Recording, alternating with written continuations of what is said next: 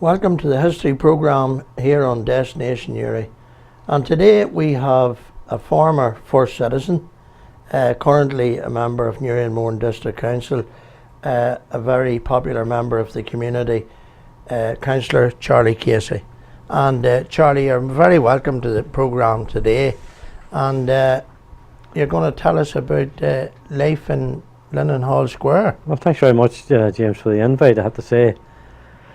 Yeah, I'm just looking at this photograph here. You can see that's the family, the entire family, although Mum and Dad are both gone, and the elder brother Oliver, who's just to my father's right there.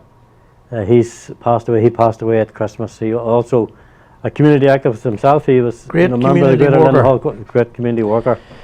Now that photograph was taken in Duffner's in Hill Street. Now that's me in the far corner there. I suppose I was 6 or 7, stand beside my mother, last of the breed, a mother's favourite, I have to say, but there was no favourites in our house. We were all treated the same. Now, as I say, that picture was taken in Duffner's. I was 6 or 7, but we were all born in Linenhall Square. Now, I was born in 48. The boys were born maybe a year, 12 months or 14 months going backwards. Oliver was born maybe just after the war, and I wasn't a war baby. Baby the troubles, alright, but it wasn't a war baby. So a child of the troubles. I have to say we were a very happy family unit in Linenhall Square. I mean, you're a Newry man yourself. You know the history of Linenhall Square. It's nicknamed the barracks because it was an old military barracks. Now, it was a military barracks, and there was a linen mill as well, linen hall with stored linen. And there was military there back in the 1700s, late 1700s, because there's a story goes, if you go to the bottom of Hill Street, John Mitchell Place, there's a big plaque on the wall for Cochrane and loans to United Irishmen. That's right, yeah. The story goes when they were formally arrested, they were held prisoner in the military barracks, which went on to be Linenhall Square, the barracks, and they were actually held there while the trial was going on, and sentenced to death, and they were taken in a cart, by cart. And if you go up Canal Street, where the convent building used to be, a big convent building, that used to be a hotel at that stage, and the relatives of Clokey Loans were hanging out the window saying their farewell to their son as he was taken across Erskine Street, down Canal Street, and heading for Gallows Hill, where he was hung, drawn and quartered. So there's a fair history to Linenhall Square. The soldiers were maybe there for maybe 100 years. I think they were there, Charlie, to 1902. They were there for 100, 150 years, yeah. Yeah, they were there a long time, and then it was developed. It closed down, so the last regiment moved out, and my granddad, John, whose my father is named after himself, he was the caretaker. They lived in Erskine Street at the time. My dad was there. He was there aged 8 or 9 or 10, and my grandfather was the caretaker. And Dad would tell us about going over with the key of the big gate at Erskine Street, and he had a dog with him, going over, searching all the big billets to make sure nobody had got in to cause any damage, because it had been sold at that stage to the Urban District Council, and they were going to develop it to allow people to move in ordinarily for social housing, you may say. It could be maybe one of the very first social housing projects ever. The forerunner to what you see now. There was 10. Can you remember the old Linenhall Square? Oh, I do, yeah. The big 3-story buildings with the slates were maybe the size of that table. And the school meals kitchen was over there. It was there. Charlie? It came there at some stage as well. But before that, it was just all the remnants of the old military installation. There was like paddocks for horses. There was toilet blocks, and that big square. There was the parade square where they used to parade every morning. Whatever regiment was there, they're out 8 o'clock in the morning doing their drill or whatever. So, and there was a hospital there, big hospital, which is attached to the military base as well, because the remains of that were there for years until I was maybe 14 or 15. Then they started to demolish that. So I was a child of the house. There's Eric and John and Oliver. And Charlie, where did your father come from himself? Would you believe my dad was actually born in India? Would you believe, right? His father was a soldier, Yeah. right? There were As enough a lot of people could trace that lineage back. His father was actually serving with one of the Irish regiments, and he was based in Meerut in India, and that's where my dad was born. And he's born in India. Yes, and the fella named him after George Joseph, who's my father's eldest brother. He was actually born in Ladysmith in South Africa. My auntie Sheila, another sister, was actually born in Burma.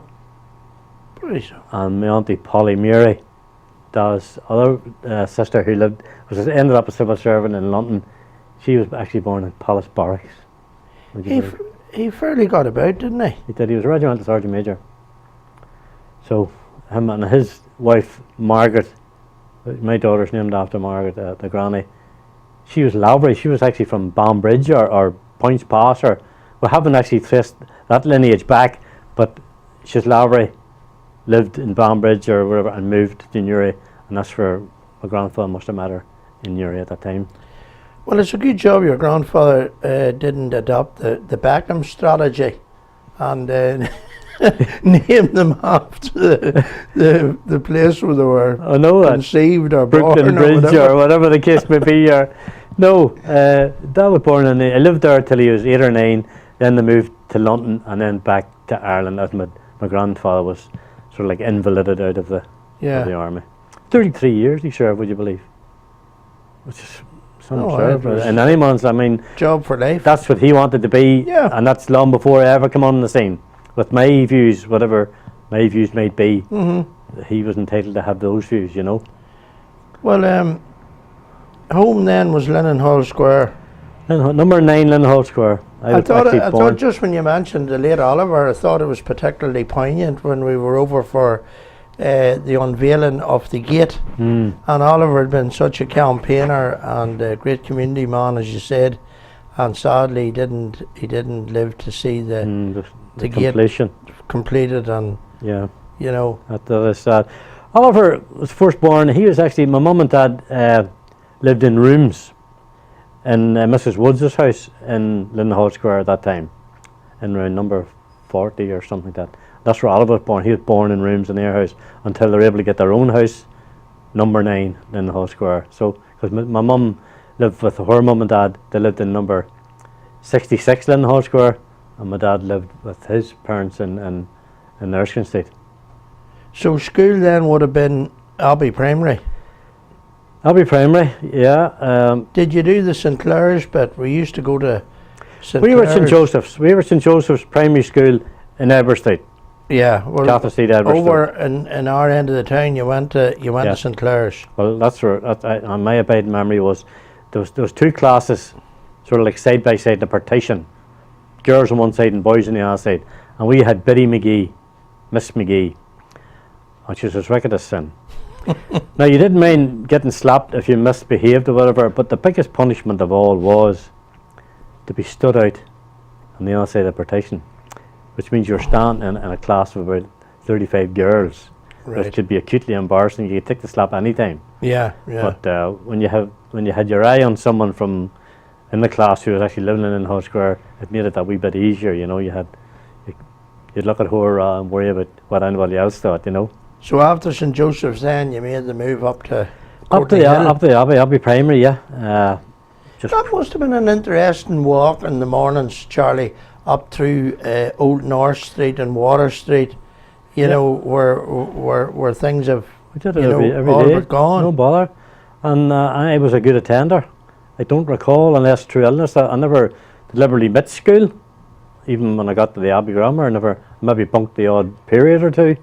But every day, the 4 of us, Oliver leading the charge. Oliver was actually in the grammar school at that stage. He was in his first year grammar, so he would lead the whole lot of us from the barracks down the line past Santa's Mill, across Sugar Island, up North Street, past through the Dardanelles, on further up into Castle Street.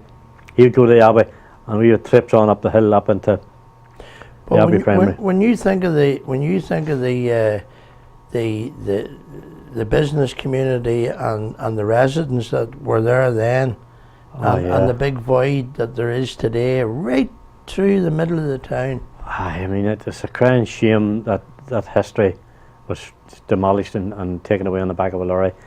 Like when you walk through Lower North Street and Upper North Street, you know, the feeling, I mean, the buildings seem to close in over the top of you, but Yeah.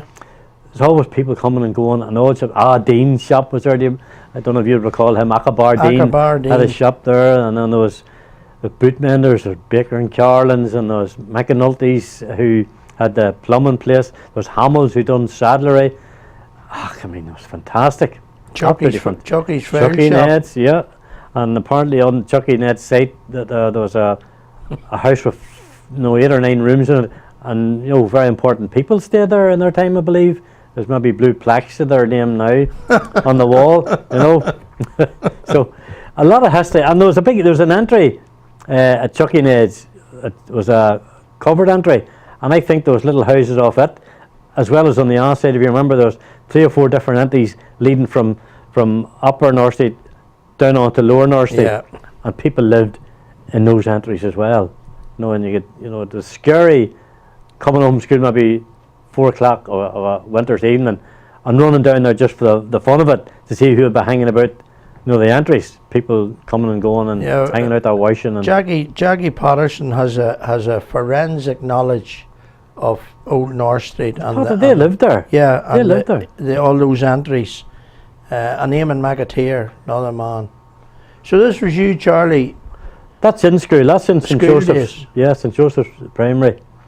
I was actually building something with little sticks or something there.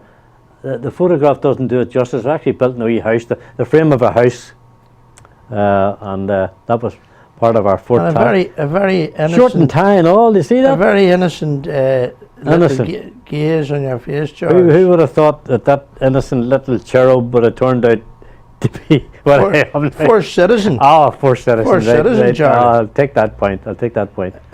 So we'll see what we have next for you, Charlie. Well, that's outside our house at number 9.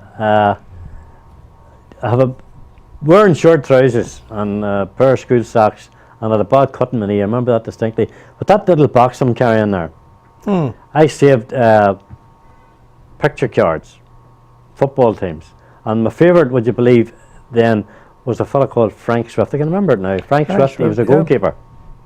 Manchester City. Yeah, there's one photograph of Frank Swift in mid-air, all dressed in black, pushing the ball around the upright. So I had 5 or 6 photographs, or maybe more, in that, and I always wondered where that disappeared to. I think it was an old cigarette tin or something that I had. So I was about 5 or 6 there, I suppose, year old. I remember that as well. And I'm like something out of an orphanage, but I don't think there was a button on that coat, was there? But that's not here nor there. A great head of hair too, I see. Yeah. Blonde. I was a Aryan, like. Yeah, you'd have been one of Hitler's favourite sons. maybe that was part of the play, Charlie. So that was I was about 6 or 7. That's 1955. 55. Yeah. 54, 55. So that's going back a day or two by, isn't it? Oh no. It's 45 and 13. It's 58 years ago, Charlie. It would be surely. It would 58 be surely. years. So that's me. I must have been too happy about getting my photograph taken. So, because you see, I have a bit of a lip on. It's different, a lot different from taking and posing for photographs now.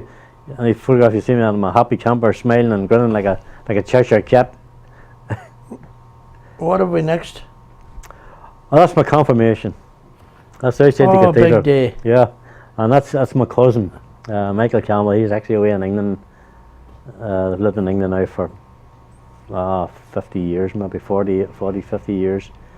His mum and my mum were 2 sisters. Both of them are passed away. So that's some photograph. That's outside the cathedral, and at that stage, boy, I had a pocket full of $50. I was going to say. Do you remember the big $50? Confirmation was a great day. It was a chance to get a few bob. Yeah. And the $half, you say half a crown. It was eight It- half you thought crowns. you're a millionaire. You had a quid. Yeah, you thought you're absolutely a millionaire, boy. But you had to give the most of it to your mother, and she had to just give you bits and pieces just for going on with. You weren't worried about smoking or drinking or anything like that in those days. And there's no big parties. It was just you're back to the house for a little family tea or something like that. There was no Stretch limos then, Charlie. stretch limos then. No. I was down one day. I happened to be walking outside the cathedral, and there was a Holy Communion or confirmation, and there was wee girls getting out, and they were literally like brides. These beautiful dresses out of stretch limos. Well, that's what people want. I'm happy enough with it, but I would rather maybe that children, boys and girls, were actually in the colours of their school or something, had their school uniform on. Well, I think it would take a lot of pressure off people too, wouldn't it? I think it might, I think it might. That's a lovely photograph. And this is a classic now. You showed me this earlier on. And this, I think, it's a social commentary. This. It is. That's Tell us about this. That's my first job, would you believe? I was actually 15. I left school, the Abbey. I failed my junior, which was the junior then. I don't know what the equivalent is now. Is it A levels or whatever the case now? GCSEs. I failed it anyway, and I got a job in Benny Davis's shop. Benny's shop was in the corner of Barrack Street and Canal Street. Absolute gentleman. And I worked there for maybe 3 or 4 years. I worked for a couple of years on the message boy, and actually got behind the counter as well, working behind the counter. And there's Jimmy Davis. There's the father Benny. Benny had all to do with the Protestant Workmen's Club. I think he was president of that. He was a good old billiards player as well, the man. It was Maud was the mother. And there was Jimmy, who's chief of the Caribbean League at the minute now. That's right. There was Willie, who was a dental mechanic. Willie sadly passed away as well. There was Walter. Walter went on to live in Derrybeg. And Albert, I think, lives up Hennessy Park somewhere even yet. So, just the 4 boys. But they were a family business, and I had a really great time, a happy time there. I have to say, first job. The wages were, I think the first week it was a 10 shilling note, and that was Lanabonny. And you'd give 7 and 6 of it in the house and keep half a crown for yourself. And on to, after the second year, maybe up to £2 and £2 10 shillings, but that was about the height of it, just which was a lot of money then. 15. That's 1963, 64. Now, what would your itinerary have been, or where would you have went on the bike, Charlie? Well, anywhere, wherever Benny's customers came from. I seen me cycling out to Ice Grove. There's a man lived out there. He was manager of the bacon factory. He used to come in the morning and place his order, and I had to cycle out with it, and it was a fairly full basket in those days. Maybe something like a Kellogg's cornflakes box stuffed into that little carrier thing there, and you had to cycle it the whole way out to Ice Grove. Great on the way home. An empty bike was brilliant, but on the way out, heavy going. It was heavy going. All the Armagh Road, as far as Carnbean, parts of Lynn Square as well, Erskine Street, Barrack Street, the Meadow. The Meadow was there at the time. Daisy Hill Gardens. It was a very big catchment area. He was a very well-liked man, and it was a very popular shop, even with students who went to school at St Joseph's or St Coleman's. And then, of course, for the local residents, very important, the tick book. Yeah, and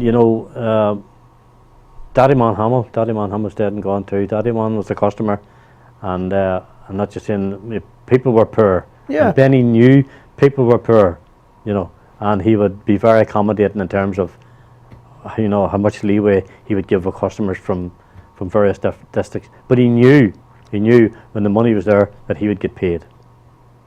And I have to say, in all my experiences working with him, I noticed that the people who are up front first with their payments were the people who are not necessarily well off. The well-heeled. They weren't the well-heeled. People who couldn't afford will pay. Yeah. You know, they did pay. They honoured their commitment. They honoured their commitments and their debts, yeah. So, what age would you have been when you left Benny then, Charlie? Well, I suppose I was 17, 18. And I worked in the Ulster textile mill. I remember that was 1960, 66, 67, because Celtic won the European Cup that year. I remember that was one of my very first jobs. I was there for 3 or 4 years, maybe more. Because I do remember when the European Cup final was on. I'm a Celtic supporter, you see. Hughie Finnegan, Dominic Finnegan's father, was our supervisor, and it was the 3 to 11 shift. And I was doing buttons to hear the result or the score. But fair play to Q, he had a little transistor radio, and he tied it in some way with the PA system in the factory, and everybody that was on that shift was able to hear the match, and Celtic going on to greater glory, beating the great Inter Milan on the night. It was fantastic. Well, it's funny you mention Ulster Textiles, because I was talking to Eddie Quinn and Queenie yesterday. I remember Eddie? Yeah, he was there. Queenie was there as well, the wife. I remember Eddie, I don't remember Queenie. And he was talking about a Mr. Was it Mr. Stribling? Yeah, he was an American. From South Carolina. General manager. And Eddie said he used to put the Confederate flag up. And then he would salute the flag. That's right. Yeah, it was a family-run business too as well, and there was 4 shifts. It was 6 to 3, 3 to 11. Sorry, 3 shifts and 11 to 7. And I actually done a year on nights as well, and you know, it was hard to come to terms with working nights constantly, because you're home in the morning, you sleep for 3 hours, and you're awake, and then you're up and footing about and trying to get back to bed, and then you know you're getting into work that night. Good in the winter, but see, in the summertime it was a bit of a bore, because you knew all your friends were going hither and thither, and you're stuck in there, you know, from 11 to 7 a.m. the next morning. So and you walked to work. I walked. No bikes, no cars. Yeah. They had a van, but the van were taking people from Bourne and Mayo Bridge and Warren Point and places like that. They weren't interested in people who lived locally. So I walked, whatever shift I was on, early mornings or nights, or coming home in the morning, walked home. And I remember, Charlie, correct me if I'm wrong, they built a bridge for people to walk over the railway down there. You remember there was a bridge you went up? There was. That's way before my time, that one. That's where one of the carriageways is now. Is that where you're speaking of? It was down roughly opposite where Park Esler is. Somewhere along there was a bridge. It's a vague recollection of like a pedestrian bridge. Yeah. Vague recollection in that one. I remember that. And then Duffners came back into your life. We mentioned it earlier on. Yeah, because the girl I eventually married worked in Duffners. That was her first job. She left school, Brady. That was her first job? First job, yeah, from St Mary's School, stayed in there, and she was in Duffners until it closed. And Brady... Roughly when was that, Charlie? Because you forget these things. It closed in the late 70s. We were married in 79. It was just closing there and then in around that time, yeah. So I thought it was the end of the 70s. Yeah. I didn't think they made it through to the 80s. So Brady was there, good photographer, excellent photographer. You know, she'd done studio work as well. And I don't know what she ever seen in me, but yeah, there you go. But again, like when you look at what's happening, when you look at what's going on here today with the internet, scanning photographs, just as I said about the social commentary with the bike, you can order your groceries online now. And well, Brady was a photographer when they were using the roller film. Yeah. It's all digital stuff now. You can put a card on your camera, as you know, and it'll take 1,000 photographs. You take the card out, you put it into your computer, you Photoshop. You can work once. You can give me dreadlocks in the Photoshop now if I wanted them, you know. Or you can take people out of a photograph and put other people in. They can absolutely work wonders. Well, here you fairly moved on from the coat with no buttons here. That's my first suit. That's my very first suit, 3-piece. I loved that suit. I got that in Hipsis. Remember Hipsis? At the corner of the taxi stand there. Paid off on it. It was Something like 3.9 a week or something. I paid off on it. Tailor made. Fantastic. I loved it, boy. Crossover buttons as well, boy. I love it. The jacket's probably laying at my feet there somewhere. I forgot I was taking at Cranfield. Oliver, John, and myself, and Oliver's wife, and a few other friends were down to Cranfield for the day. Now that maybe at the height of the summer, dressed, you know, three-piece and a tie and shirt and tie, maybe July or August or something. So you had turned appearances. You had turned a few heads with that one, Charlie. Well, appearances were everything. Once you look at the head of her, it's like the poor man's Clint Eastwood. Well, tell me, I know you've had a long relationship with the AOH. When did you join the Hibs? Well, I was always a club member. When I started drinking, maybe I think on my mother's days, you wouldn't hear me saying this. Drinking from about 14 or 15. Aye. Using the Hibs from whatever age you're allowed in, 18 or 19. Always then. Club member. Remained a club member. After I came out of the cash in the late 70s, I applied to become a division member then. But because I was an ex-prisoner, the people who were in power at that stage decided no, that I wasn't for them, basically because of my history and my background, you see. But I kept using the club. I kept on being a club member. And at some stage then, when the administration changed, basically, then I was allowed to become... They relented. I was allowed to become a division member. So there's an association way back to when I was 18. So, very good. I'm now the president, and I've been president now for the last 5 years. And is that a lifelong thing? No, it's not. There's an annual general meeting every year, and I was re-elected at the last one. So very good. And you've done 5 terms. Yeah. So as president. As president, yeah. So. Well, that's a very upmarket. Isn't it? It's a great suit. A man headed for greater and better things. I don't know about that, but sure, there you go. It looked well anyway. And what's happening here, Charlie? Well, my brother had a motorcycle, the eldest brother Oliver. Yes. God rest him. He was getting married. He gave me the bike, you see. He gave me the bike and he was finished with it. He said he didn't want it anymore, so I had the bike. And that's me suited and booted again, as you see. And that's Tony Kearns beside me. Tony's one of my mates growing up.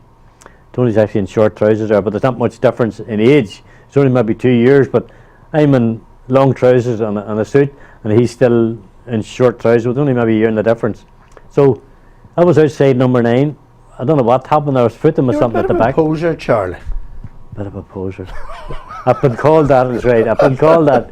You can see the great hairstyle I had as well. Yeah. Full head of hair, boy. James Dean. James Dean. The poor man's James Dean. So, moving swiftly on. You see, that was taken in Catherine Street. Right. Now, all those houses are all gone now. That row of houses behind, and there's another row of houses was to the left. That's Brian Larkin. That's me in the middle, and Harry Johnson. Harry went on to be a teacher in St Mary's School. Brian. Which Brian Larkin is that? Brian is in Boldon now. Brian used to live up in Plunkett Street. Right. I didn't know that man. His brother, Shamey Larkin, I remember Shamey was shot dead away in the early 70s. His body was found up around the quarry there somewhere, I think, wasn't it? Shamey Larkin. Brogy Larkin. And this man lives in Boldon? He's in Boldon now, yeah. That photograph was taken rather going to or coming from the train. We're at Warren Point for the day. Now, I'm not too sure if that was going to it or coming from it, but that's where we were heading or coming from, was the train over in Eberstein. Very good. Going to Warren Point for the day. Great Still shot posing. of the mates. Well, that there is the Clanroy, or Sandy Bottom, the county river, yeah. And that's where we spent a lot of time, morning, noon and night. You know, nowadays, you know, people are sort of reluctant to let their children too far from their vision. I'm not saying I'm a child there, but from any age, from we were able to walk, 8 or 9 or 10, it was down there for a swim, and you learned to swim the hard way because you're thrown in. And if you sunk or swam, you're okay. So the photograph doesn't do it justice. There's maybe 8 or 9 fellas all messing about on the river further out of that picture there, and I just happened to have had my duffel bag or something with me there with. Charlie, there's no need to make excuses now. That was a picture of you. You wanted to hug the glory. But I didn't own the camera. I didn't own the camera. So you probably told the unfortunate devil taking the photograph, just take me. Stand there while I take your photograph. So a duffel bag there with my togs on it and the old tab. But more often than not, it was skinny dipping, as you know. Well, Charlie, something there just before we go. We're coming up against time now, unfortunately. But I've noticed, and I've said to you before, I've noticed with people from Lennon Hall Square, there's a fierce pride. Oh yeah. And camaraderie. And you talk to people like yourself, and they just say proudly, "I'm a barracks man. I'm from the barracks." People will never deny their birthright. They'll not deny it. Even women, they'll say, "Oh, I'm from the barracks." Yeah. It was a community within a community. Yeah. We were lived in a walled environment, as you know yourself as a military barracks. There's 3 or 4 gates out of it. I mean, like, I was maybe 12 or 14, maybe before I was allowed out through the gates on my own, because my mum took me to school in the mornings to St. Joseph's. Oliver would have took us to school in the Abbey, took us back. There was parts in Uri we didn't know existed then, because we just had this little environment where we ate, drank, slept, played, laughed, joked, cried, just in that wee community. And there's 120 houses in it, 120 families, 105 houses, 105 families, all living there cheek by jowl, big families. Well, that's an important point that you make about the walled community, and I would say that it did give a sense of camaraderie. Oh, it did. It was us against the rest. We're here. Us against that's the way it was. We were sitting. Probably we didn't know it. We were deprived, a deprived area of the town at that time, because everybody was in the same boat. That's right. You could have left your door open. People would have walked in and walked out again. There's nothing in the house to take. There's nothing to steal. No cars. I mean, I remember the first television area I seen. People were standing fascinated, looking up at this H-shaped object away in the top of somebody's chimney. That was entertainment on its own. Yeah. I mean, and when I was describing the houses, there were 3 or 4 story, and they had banger blue slates on them that size, which never seen a stone, because that far up, children couldn't fire stones up on the roof. That's right. What a fortune. Well, tell me quickly, Charlie, we touched on it at the outset. When you aspired to the role of mayor, I'm sure you must have had a quiet certain pride, sense of pride. Most definitely. And the old training from the posing days would have kicked in. It set the standard, didn't it? It set the standard. You never get caught in the habit, never being properly dressed. So, but I have to say now, your tenure as mayor, it was an extremely busy year, because you were very, very active for that year. In fact, there was one day you did a big amount of engagements. 13 engagements on the one day. 13, that's right. Yeah. I mean, you saying 13, that. and I wasn't late for any of them. I mean, and you drive yourself. Some of the councils, it's their right to have it as well, have their own driver and car supplied, paid for by the ratepayers. But Newry Mourne District Council thought that was slightly ostentatious, so you did your own driving, and you made your own preparations to get to the event that you were doing. You arrived, you spoke, you met the people, on to the next one. 13 different ones from between Annalong to Cullaville, and I wasn't late for any of them. So I'm not bumming or bragging, but I did it. It was a very intense time. And I enjoyed it. You were a mayor for everybody. Mayor for everybody. I didn't see any barriers. No. And people are so nice. Yeah. People in Newry and Mourne are so nice. Well, you do. Tell you different. You do. You do get instant recognition as a community worker across the board. I was that before I ever went into politics. I was a community activist in the area that I live in. So, agitating But you for certainly proper carried housing it and- into the council chamber with you. Oh yeah, I'm not afraid to speak. You My know? mother christened me last word Charlie, and it's sort of sticking with me, you know. I don't know when to shut up some of the times. Well, Charlie, on that note, thank you very much for coming in. Pleasure, James. I've enjoyed the crack, and we'll give you the last word. Well, I want to thank you for the invitation, James, to be quite honest with you. And as you know, I was in school with your brother. That's right. Yeah. He was And he home there. enjoyed the link It up was- last week. It was nice to meet him. That was the first time in what, 50 odd years? Oh, it would be, surely, yeah. Yeah. Yeah. And And you give him the class photograph Yeah. from 1959, was it? it was 1959. I was the class of 59. And he was delighted with that. He's away back to Boldon with it Aye. to pour over the I faces. recognised them. Would you believe? You know, sometimes you lose sight of people and you maybe have difficulty recognising it, but I recognise your fella, I have to say. Yeah. You know. Well, there you are. And of course, our old mentor from the alma mater, I told him you were coming in today, and he said, He was some crack. Jimmy Halfway. Jimmy, Buckshot was his nickname. Buckshot Halfway. oh, excuse me, I think we'll have to delete that Oh now. yeah, just in case. Just in Just in case case he sees it. Who's the council solicitor again? Oh, McShane, Rory Rory McShane, McShane. is it? He could be getting a communication after the show. Jimmy was a good teacher. Yeah. He never got overly annoyed or excited. No, You know. gentleman. Oh, absolute gentleman. And still going strong, thank God. There were some of them up there where violence was more their forte, rather, but Jimmy was one of the more measured teachers. Oh, he's a good man. Absolute gentleman. And a very, In- very much intellectual. very much on top of his subject, Very much so. you know. Very much so. You know, very much But so. maybe we'll get him in some of the days, His would be an interesting 30 minutes, wouldn't it? wouldn't it? Wouldn't be enough. 30 minutes wouldn't be enough. You know. And there could be a few interesting interludes about his extracurricular activities, I would say so. of which we will definitely not Well, discuss. delete that, please. Well, Charlie, thanks That's grand. again. Not a bother, and James. it's been very enjoyable. Thank you very Councillor much for it. Charlie Casey. Thank you, James.